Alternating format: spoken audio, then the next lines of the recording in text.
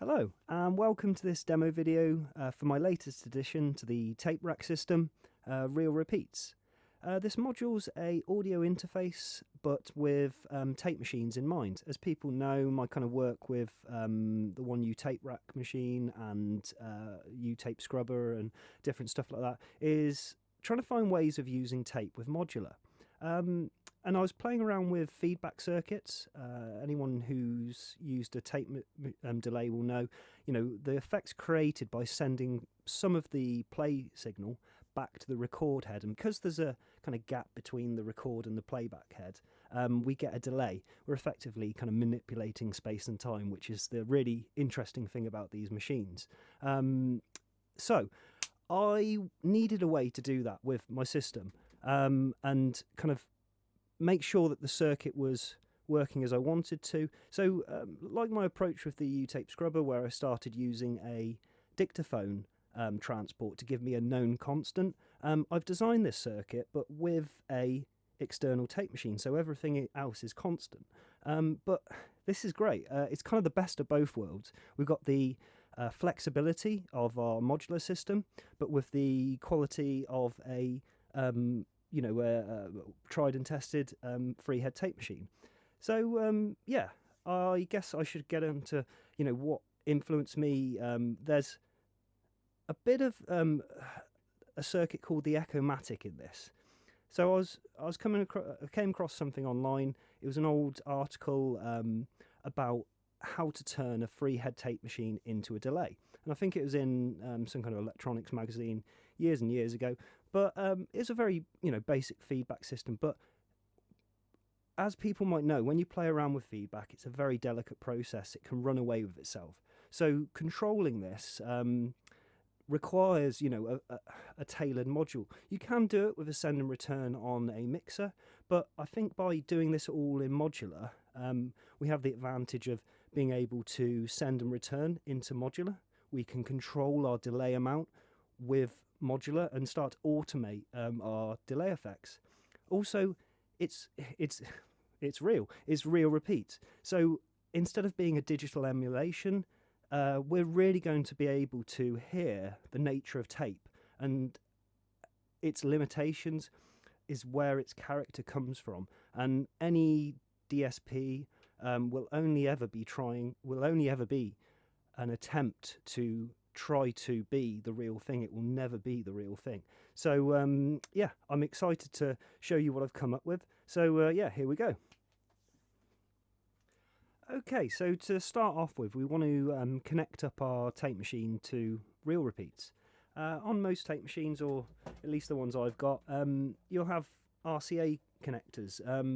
Some won't, but I've designed it like this mainly because my tape machines have this, but it is the most common, and it just means it's convenient. So I've got some RCA cables somewhere around here. 2 seconds. Oh, here they are. I've hung them up for some reason. Here they are. Okay. What we're going to do is take this right RCA, which is our send, and then plug that into the in on the tape machine, and then the return on the left is going to go to the out. Right.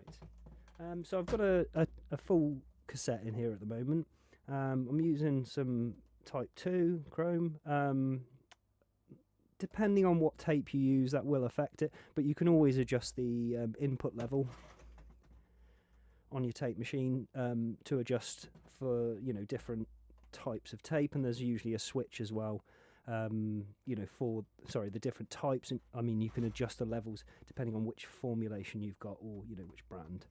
So once you've got it connected, we want to put it fully into the dry signal, and then we're going to put the repeats down to minimum, and we're just going to send a kick in. Okay, now at first we're not going to, if we go to the wet signal, obviously we've got nothing. Yep. But if we put the tape machine into record, what's going to happen now is that part of the the signal that we're hearing is also simultaneously being sent to the tape machine, and we're going to be able to hear, and that's the tape version. Now you can hear there's a bit of level difference there, so what I'll then do is adjust the tape machine input. So I've got it on different tape machines might have some level input settings. This one has ALC and a limiter. I like to go to just manual, and then we'll just adjust this down until we get. So naturally they're going to sound a bit different, but that's part of the fun. We've got a slightly more kind of muffled, but losing a little bit of the top end. And there's the original. Okay. And if we just put a mix in between, we get a kind of slapback effect.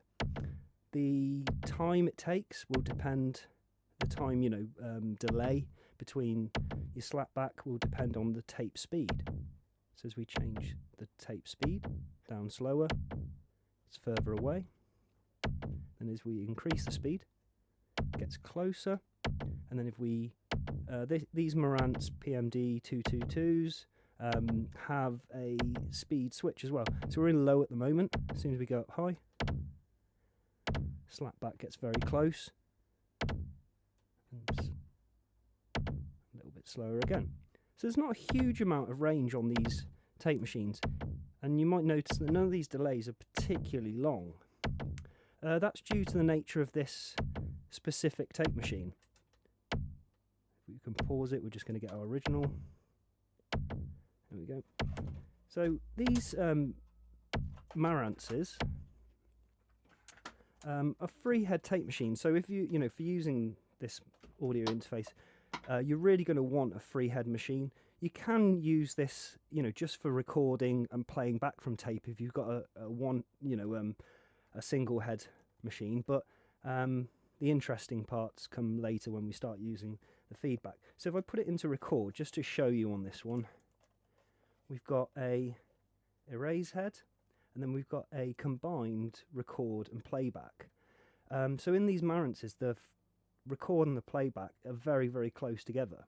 On bigger reel-to-reel machines, there'll be a bigger gap between the heads, and that's where you're going to start to hear, your longer delays, but that is the nature of it. Okay, so I'm just connecting this back up because for some reason I disconnected it, I don't know why. There you go, pop it down here. So we'll pop the tape back in, get it back into record, get our kit going again. We can hear our delayed version, and now we're going to start to increase the repeats. So we get a repeat or a kind of an echo delay effect by increasing the amount of this signal that we're hearing from the tape, and increasing the amount of it that goes back to the record. So as we increase this,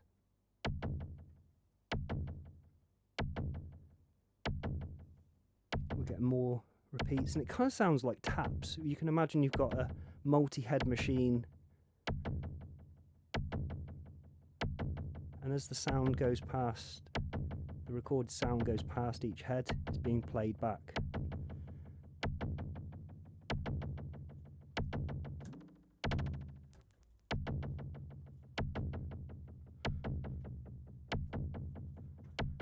Okay. Now at the moment this is quite contained, but if we push the levels, oh lovely, this is where I want to be.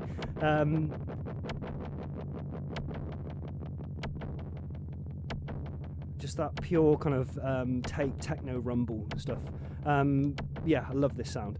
So there you can hear how increasing the amount of repeats will create the kind of delayed effect. You might want to not all machines will have a speed control, so it might be something you need to modify to really get the most out of this module. But there's quite a few, free head tape machines out there that do have a speed control on them.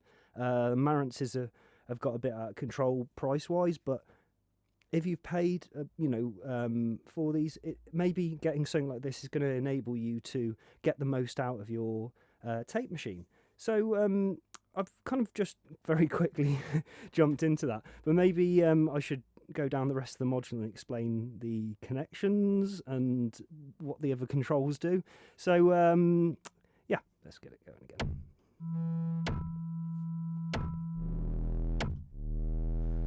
Why not?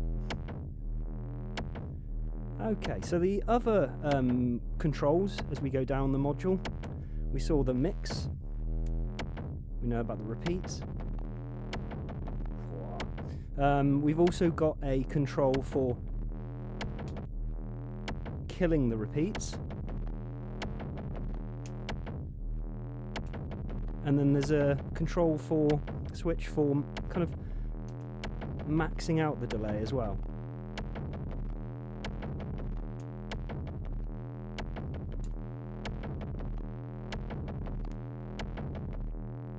There's a gain knob for your output. Sometimes, as you push the feedback, levels are going to get a bit crazy. So reining this in just a little bit might help keep headroom for any processing in your modular afterwards. There's a VU meter, a mock VU meter. It's got a green, amber, red circuit. So it will show green when you're kind of at appropriate levels, and then as you push it or increase the feedback, you can see it starting to go amber. And if we were to start hard clipping at the rails, it will go red.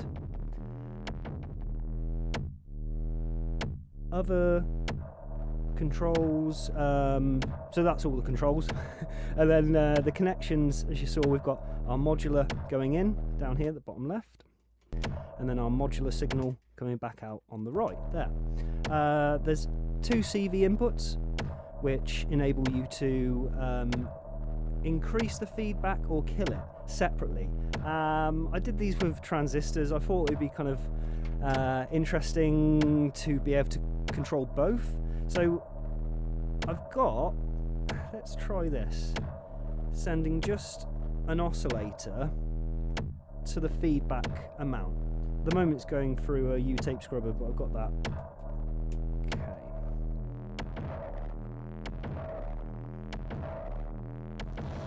So I'm using an oscillator at the moment.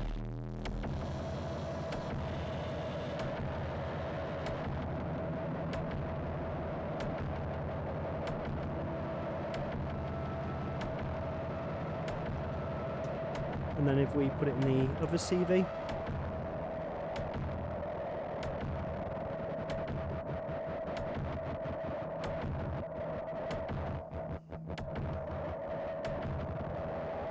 you might have noticed we couldn't hear much of the effects for a little bit then, and it is worth that kind of happening.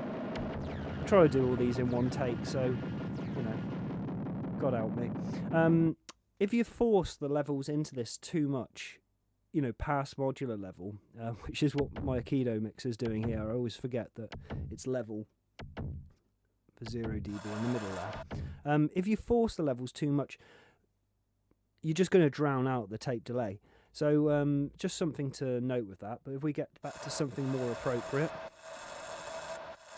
and then get this going again, get the repeats going, there we go.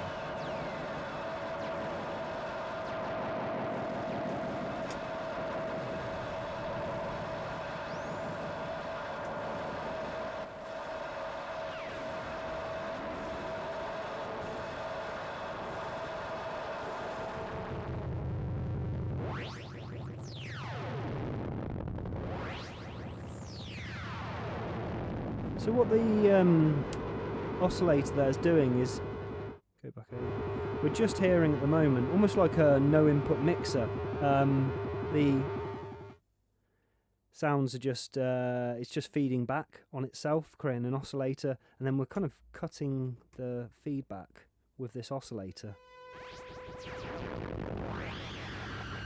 telling it when it can feed back, and it's only happening, you know, at audio rate, and then it's being cut out again. So it's very different tones. We'll take the other oscillator now as well.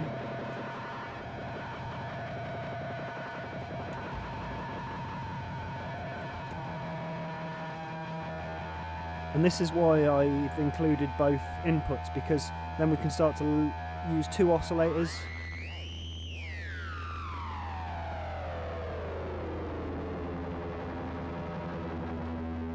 Whew, there you go. So yeah, all we're hearing at the moment is it feeding back on itself. So I've included, as well as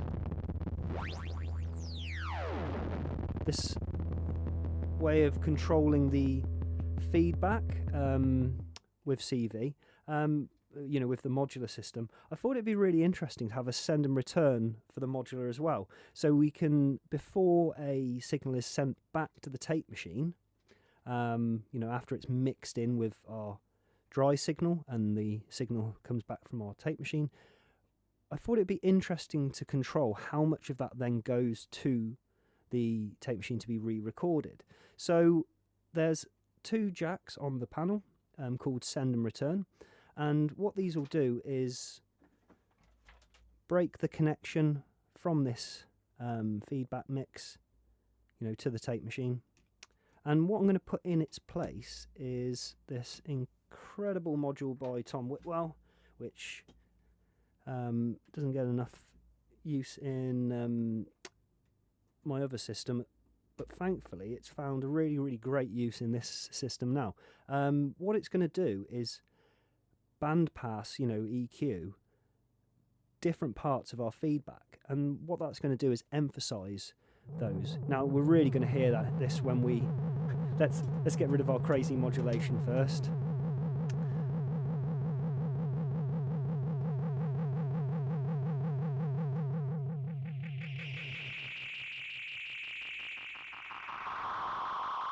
So as we change the EQ on the feedback, different frequencies are going to start to feed back. Bass frequencies do tend to dominate. The higher ones are going to need pushing a bit more. And at this point it might be worth starting to talk about levels again. So this module, the way it behaves, really depends on our levels. As you saw when we drowned out the or overdrove the input on this, we started to almost drown out our delay effects. Similarly, if we don't get our levels on the tape machine correct, we can either end up with just oscillation almost for the entirety of the repeats knob, and if it's too low, it'll never go into oscillation. So playing around with your level inputs on the tape machine you're using is really important, and it's just going to change the character every time. So I think I've covered quite a bit of what the controls do now. I might just, one final little bit, grab this oscillator again. Now we've got our feedback going through this EQ. Let's break it up again with the oscillator.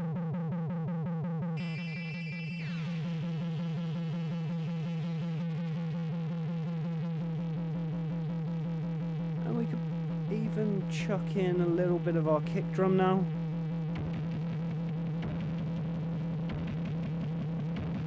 And maybe just change the speed a little bit on our tape machine. As we change the tape speed, maybe pull this back out.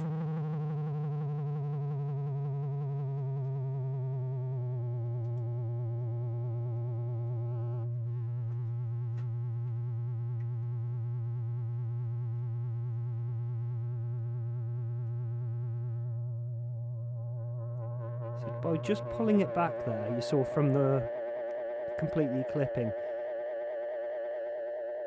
it freed it up to start to express some of these more delicate tones.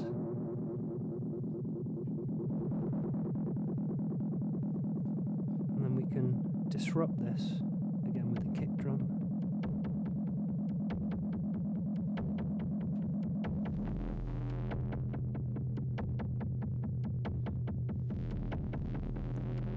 And when we get kind of droney stuff going, let's pull that kick out there and just get this drone going. We can hear some phasing effects as we start to just ever so slightly change the tape speed. Mix more of that original in.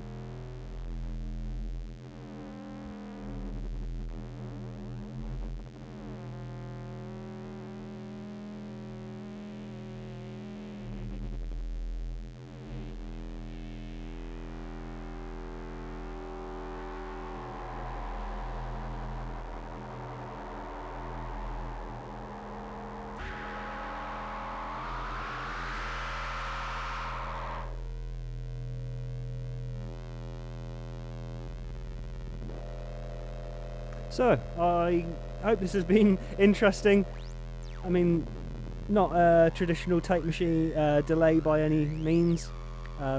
It's capable of more than that really. Wave shaping, oscillating, and something I didn't mention as well, you could just be running your jams into this with no feedback and just be dubbing your record, you know, your jam to tape at its very simplest level. But you know, as well as that, if you modify your machine for sound on sound, oh, let's see what happens. So there might be something still on the tape. So when I disengage this switch, what it's doing is it's not erasing the previous recording that was on the tape anymore. And that's going to start to do interesting things.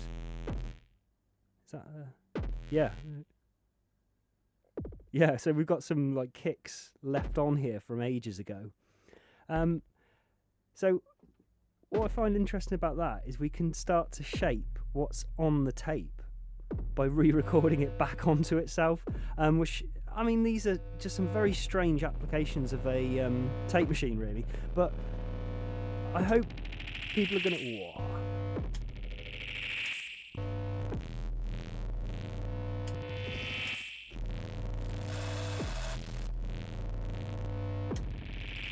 I'm getting carried away now. Yeah, I hope people find this interesting. I definitely do. Finding a way to, you know, connect my modular up and actually get real delays is something I've wanted to do for a long time. The next video I'm going to do with this is showing how different it's going to sound with other tape machines. So I'm going to connect it up with my Akai 4000. And the really cool thing about that is, because that one's stereo, we have the possibility of using two of these. And my mind's starting to melt thinking about kind of cross-modulating the different feedback networks. Yeah, we could just use one track as like for our master record, the other one for live processing, all sorts of opportunities. For anyone who's really interested in different ways of configuring tape machines, check out I think it's Alan Strange, his techniques, and I can't remember how it's pronounced, the exact title of the book, but Fonk have got it. I'm sure it's Alan Strange. Great book, all about kind of modular techniques, but there's a fantastic section in there about kind of how to configure tape machines and freehead tape machines in different ways to create different effects. And I can really see how that's all going to start to become applicable to Eurorack. You know, although in the studio this would have been quite cumbersome before and required a lot of extra routing, you know, we've got everything here and more to start to control these feedback networks.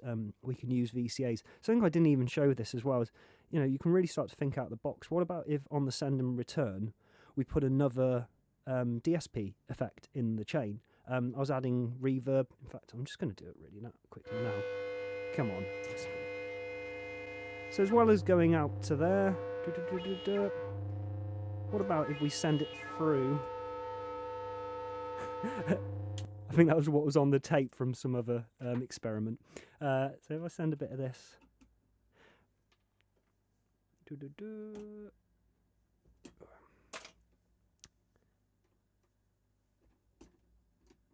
So we've sent the send to the external DSP, and then its output back to the return, and then let's get something.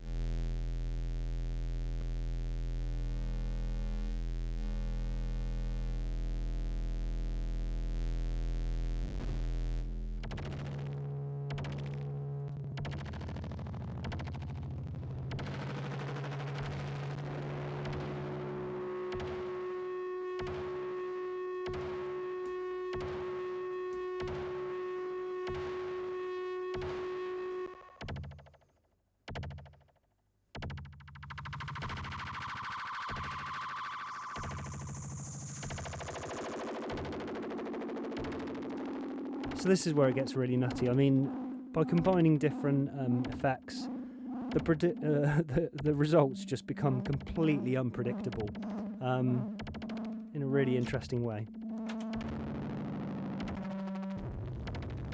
That's a DSP delay, in with the delay, put the feedback full, why not?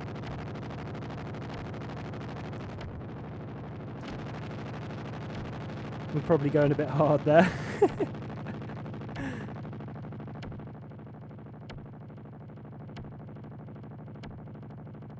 Yeah, we're really forcing that. But anyway, I just thought I'd quickly do that just to show, yeah, there's more possibilities. You know, with modular we can start putting VCAs, filters, other DSP, you know, effects in the chain, maybe a sampler as well. Yeah, I don't know, all sorts of stuff. So yeah, if you've got any questions, just leave them in the comments below. But yeah, next video will be using this with an Akai. But until then, keep experimenting and happy patching. Bye now.